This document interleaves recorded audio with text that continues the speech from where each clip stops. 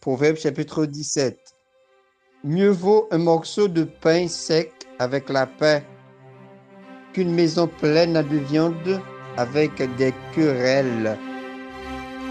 Le serviteur prudent domine sur le fils qui fait honte, et il aura part à l'héritage au milieu des frères. Le creuset est pour l'argent et le fourneau pour l'or. Mais celui qui éprouve le cœur, c'est l'Éternel. Le méchant est attentif à la lèvre inique. Le mineur prête l'oreille à la langue pernicieuse.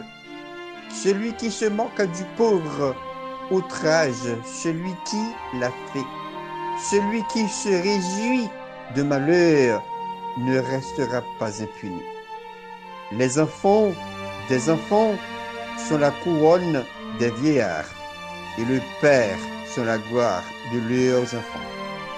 Les paroles distinguées ne conviennent pas à un insensé, combien moins à un noble les paroles mensongères.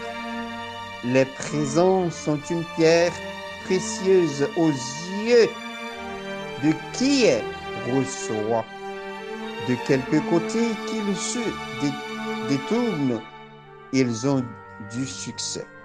Celui qui couvre une faute cherche l'amour, et celui qui la rappelle dans ses discours divise ses amis.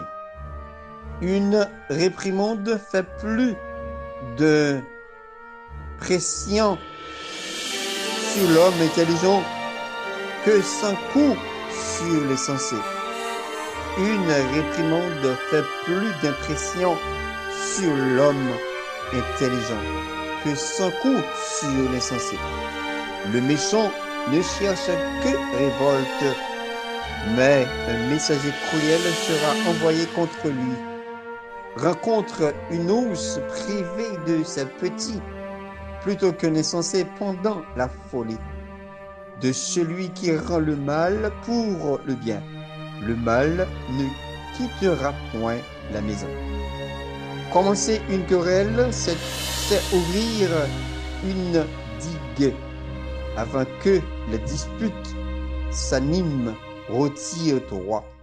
Celui qui absout le coupable et celui qui condamne le juste sont tous deux en abomination à l'Éternel.